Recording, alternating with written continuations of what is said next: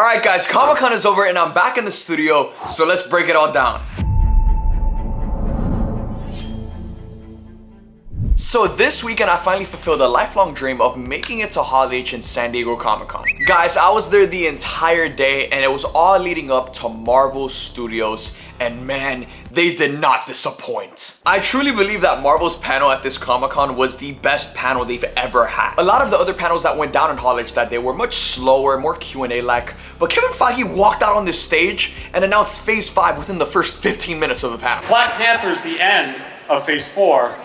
What in the heck is Phase 5? We got a release date for Blade that's coming out November 2023. Agatha House of Harkness has now been titled Agatha Coven of Chaos, and it currently has a placeholder release date of winter 2023 or winter 2024. Daredevil Born Again has officially been announced that it's going to be an original Disney Plus series that'll bring back Charlie Cox as Daredevil and Vincent D'Onofrio as Kingpin. 18 episodes, my friends. If we're going by traditional Marvel Disney Plus standards, which is the traditional 6-episode series, this is 3 seasons in one. Kevin Feige is really popping off, and Daredevil Born Again is automatically my most anticipated Marvel Disney Plus series. We got Charlie Cox and Vincent D'Onofrio coming back, and we're getting 18 episodes in season 1.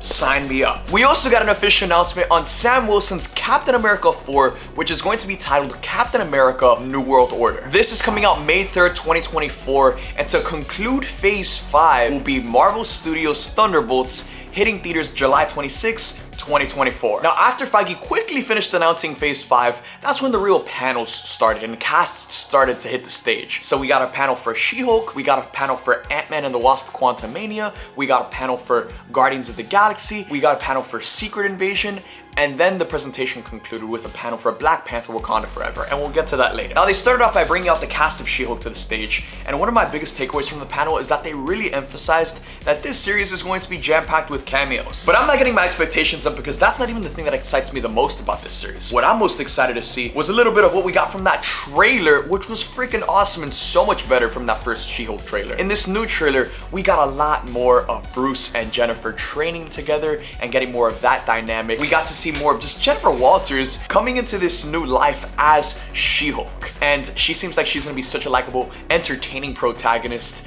And that trailer concluded with Marvel confirming that Daredevil is going to be in this series, and he's wearing his yellow and red suit from the comics. Charlie Cox was back as Matt Murdock in Spider-Man No Way Home, but in She-Hulk, he returns as Daredevil. And I love how Marvel Studios is utilizing the character of Daredevil. We saw him quickly as Matt Murdock in No Way Home. Now he's gonna be in She-Hulk, then he's gonna be in Echo, and then he's gonna be in his own Disney Plus series. So we're getting 4 different projects where we are confirmed to see Charlie Cox as Matt Murdock, aka Daredevil. Now, the next panel that came up on stage was Ant-Man and the Wasp Quantumania. And guys, from what I have seen, I cannot tell you how excited I am for this movie. It is one of my most anticipated movies within the future of Marvel. This movie is going to be insane. Obviously, later on in this Marvel Comic-Con panel, we got the announcement of Avengers The Kang Dynasty and Avengers Secret Wars. Well, Ant-Man and the Wasp Quantumania is going to be the first movie kicking off Phase 5, and Jonathan Majors as Kang the Conqueror is coming to take over, dude.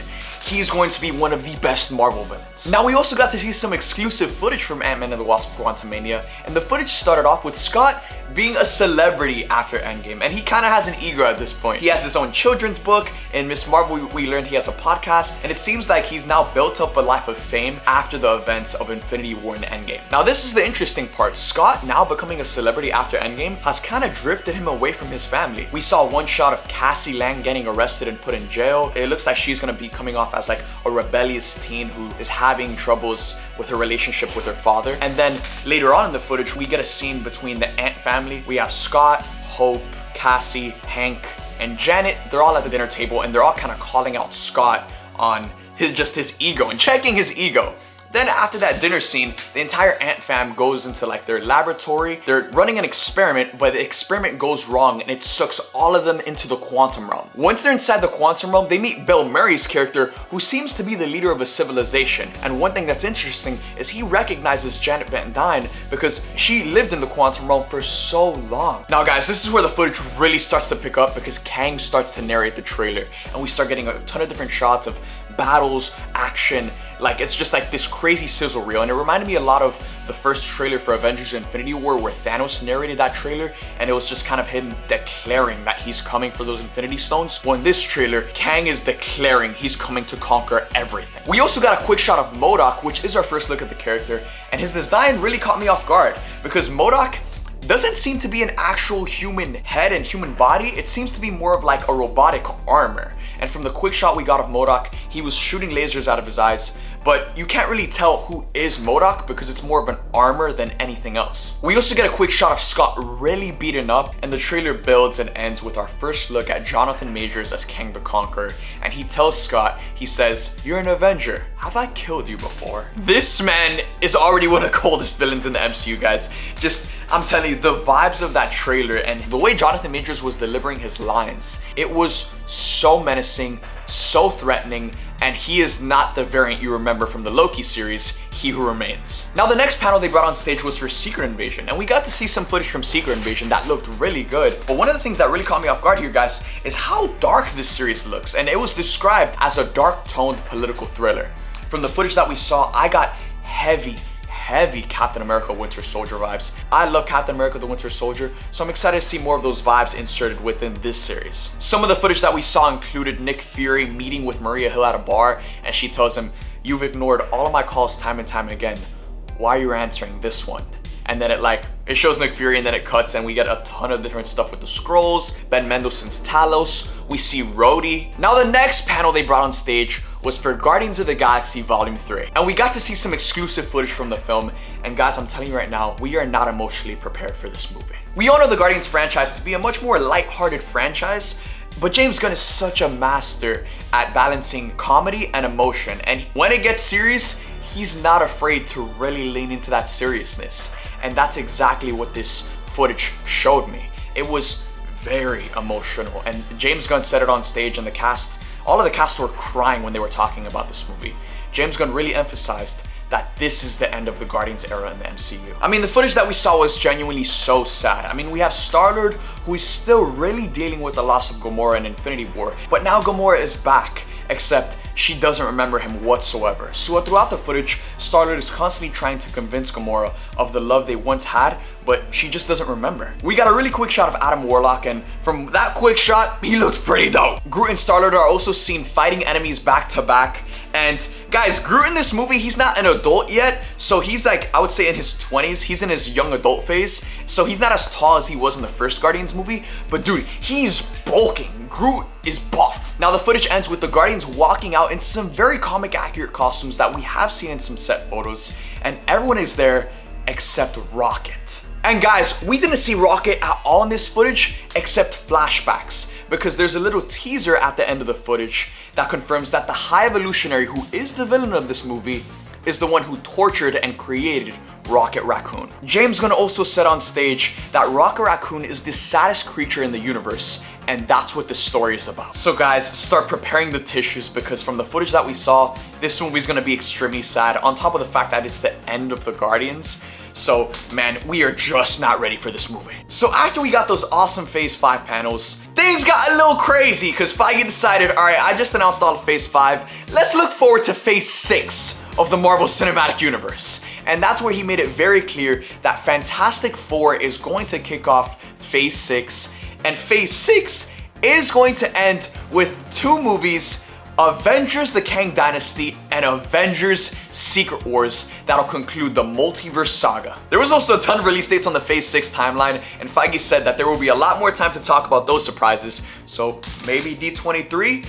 But guys, Phase 6 is gonna be insane. I mean, we're starting with Fantastic Four, and then we're ending on Avengers the Kang Dynasty and Secret Wars. This is going to be bigger than Infinity War and Endgame. This is going to be massive. I don't even know what to say. I'm speechless. So once we got those Avengers announcements, Feige said, we've talked about the past, we've talked about the future. Now let's talk about forever. That's where we got a beautiful panel for Black Panther Wakanda Forever, where they debuted the first trailer, and guys, the emotions were through the roof. I can't really put it into words. You just kind of had to be there. I mean, the director Ryan Coogler came out on stage and gave a very touching speech and tribute to Chadwick Boseman.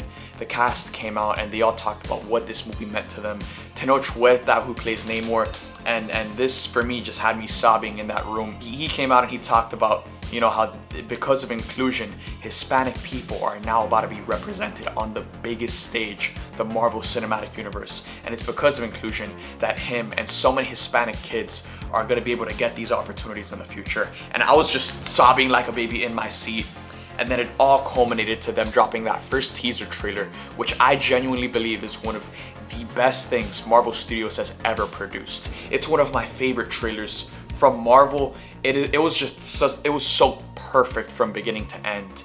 And man, if you had any doubt in the Black Panther franchise, I think you can throw that doubt out the window, because this franchise could not be in better hands than Ryan Coogler, Kevin Feige, and this entire cast, which has put their everything, their love, blood, sweat, tears, their soul into this movie. And that's why I think it's so emotionally rich and it feels so genuine, because the emotions we're seeing from the actors on screen are genuinely real. And I cannot be more excited for this movie come November. So guys, that is the full breakdown for everything that went down at the Marvel Studios panel at San Diego Comic-Con. If you guys enjoyed this video, please consider to subscribe and hit that bell notification on my channel. Now comment down below, out of all of the awesome announcements and things that Marvel revealed and released, what was the thing that excited you the most? Was it the Black Panther trailer? Was it you hearing about that Ant-Man footage? Was it the Avengers announcements? Let me know in the comment section down below.